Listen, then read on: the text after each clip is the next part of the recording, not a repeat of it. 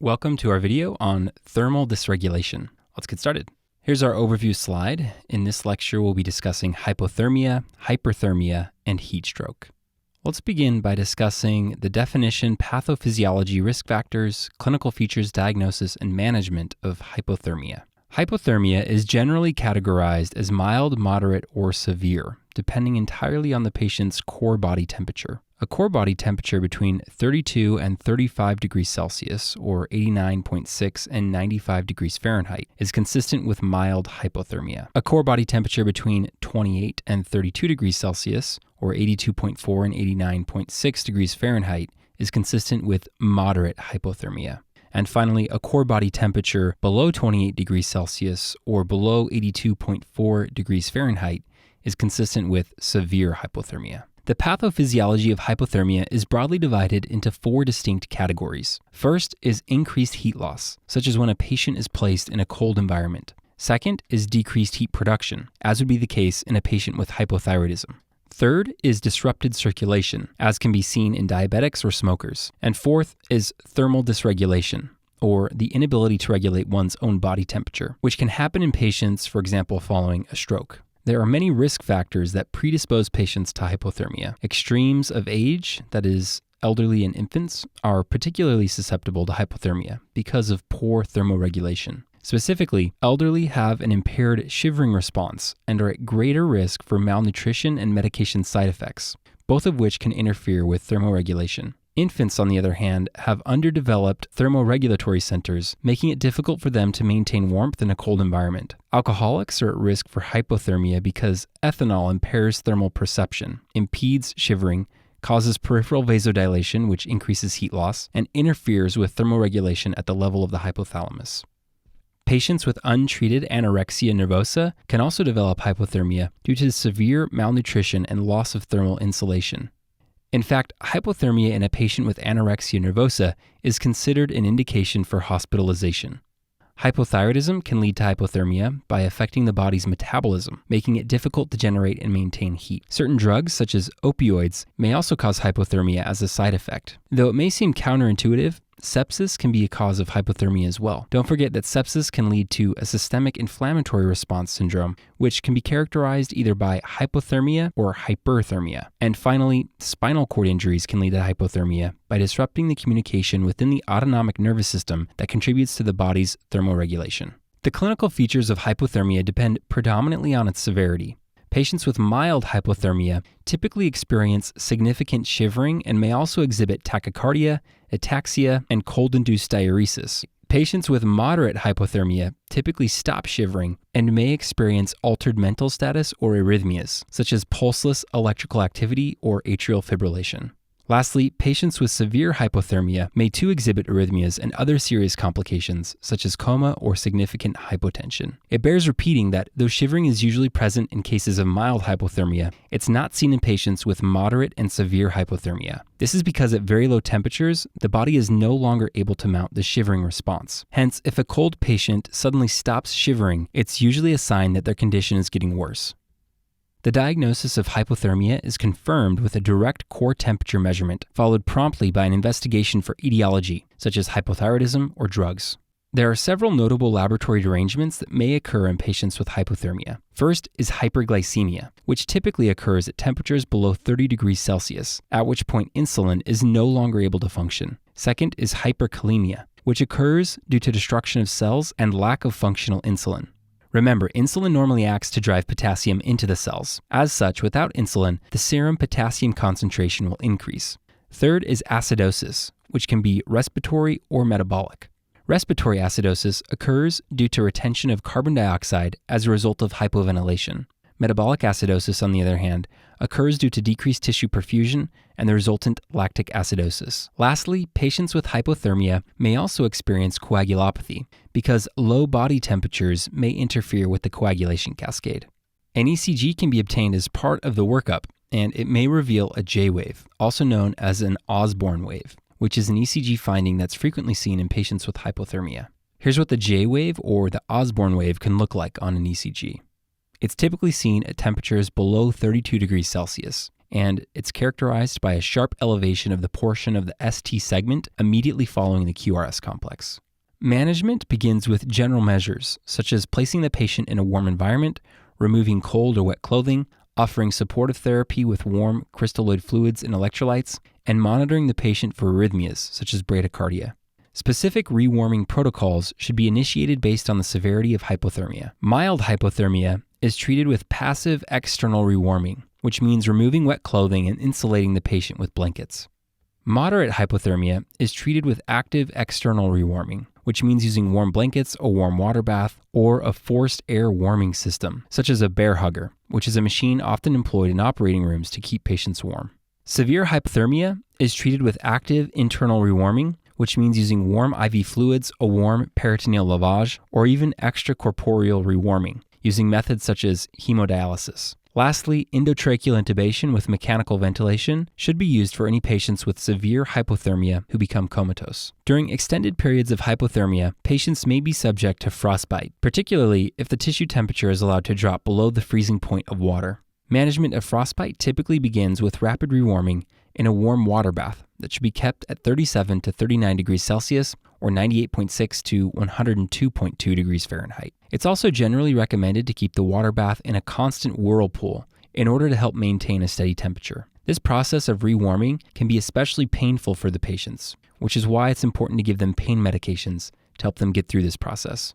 Once the affected tissue is sufficiently rewarmed, it's important to offer immediate wound care to reduce the risk of infection and assess the tissue for potential debridement. Debridement should not be attempted until after rewarming because it's difficult to carefully assess for devitalized tissue until it's warm. Finally, thrombolysis may be indicated if the tissue is necrotic or is deemed to be at high risk for amputation. Notably, rewarming a frostbite injury with hot air is not recommended because it's difficult to precisely control the temperature of delivered air.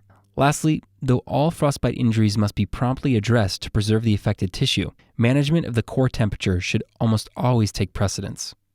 Here's what a frostbite injury can look like. Note the significant tissue swelling and blisters on the fingers.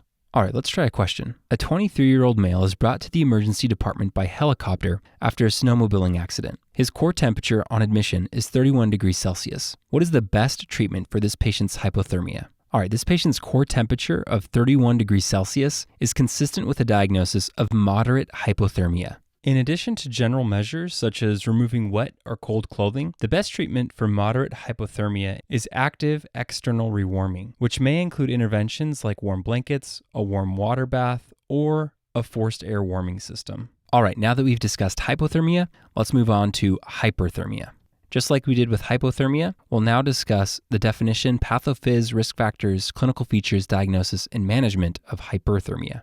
Hyperthermia is defined as elevation of the core body temperature above 40 degrees Celsius or 104 degrees Fahrenheit due to failure of thermoregulation. It's important to note that hyperthermia is not synonymous with fever. Fever occurs secondary to cytokine activation in settings of systemic inflammation. The pathophysiology of hyperthermia, on the other hand, has nothing to do with inflammation-induced cytokine activation. Rather, it's characterized by three different mechanisms. First is decreased heat loss, as can be the case if a patient is placed in a hot environment. Second is increased heat production, as can be the case in patients with malignant hyperthermia. And third is thermal dysregulation, which can occur following an injury to the hypothalamus.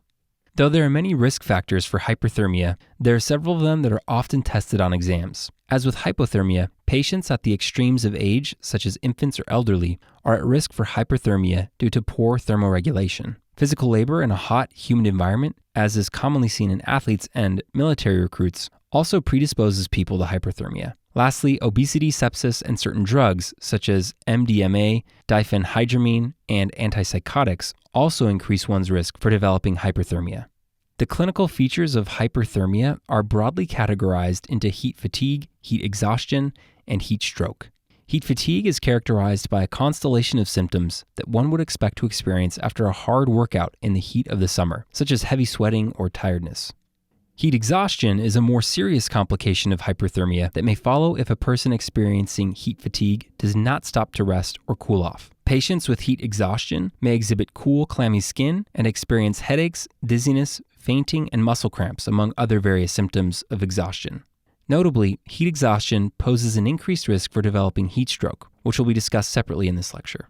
The diagnosis of hyperthermia is confirmed with a direct core temperature measurement. That being said, when faced with hyperthermia on exams or in real life, it's especially important to consider special cases of hyperthermia, such as malignant hyperthermia in the postoperative period, neuroleptic malignant syndrome in a patient on antipsychotics, and serotonin syndrome in a patient on serotonergic medications. Here's a summary table comparing the aforementioned conditions side by side to help you confidently distinguish them on exams.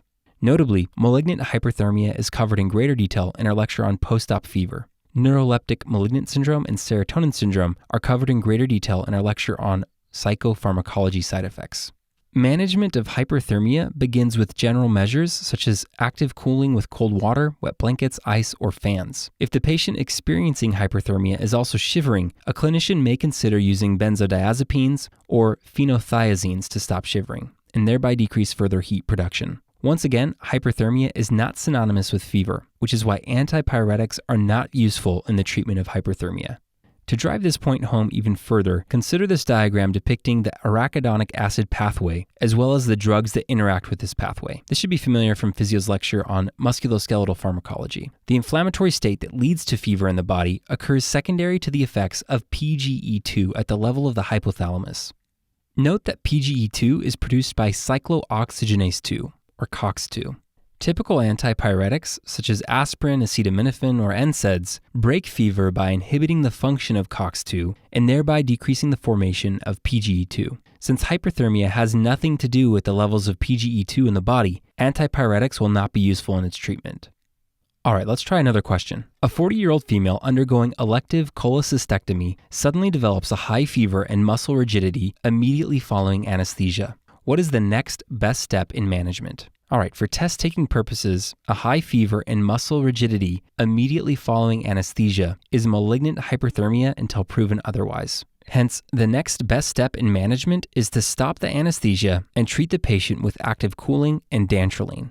Notably, halothane and succinylcholine are the two anesthetic agents that are most commonly associated with the development of malignant hyperthermia in predisposed individuals. Let's now discuss the most severe complication of hyperthermia, heat stroke. Again, we'll discuss the definition, pathophys, risk factors, clinical features, diagnosis, and management of heat stroke. Heat stroke has a very strict two-part definition. The patient must have a core body temperature of greater than 40 degrees Celsius or 104 degrees Fahrenheit, along with central nervous system dysfunction, such as altered mental status. Heat strokes can be either non-exertional or exertional. Regardless of the type, it's a life-threatening disorder that requires immediate attention and intervention. The pathophysiology depends on its type. Non-exertional heat stroke can occur as a consequence of impaired thermoregulation. Exertional heat stroke, on the other hand, can occur due to insufficient dissipation of heat during strenuous physical activity. When it comes to the risk factors, non-exertional heat stroke is commonly seen in elderly patients with chronic medical conditions, such as cardiovascular disease or a physical disability. Exertional heat stroke, on the other hand, is more commonly seen in athletes,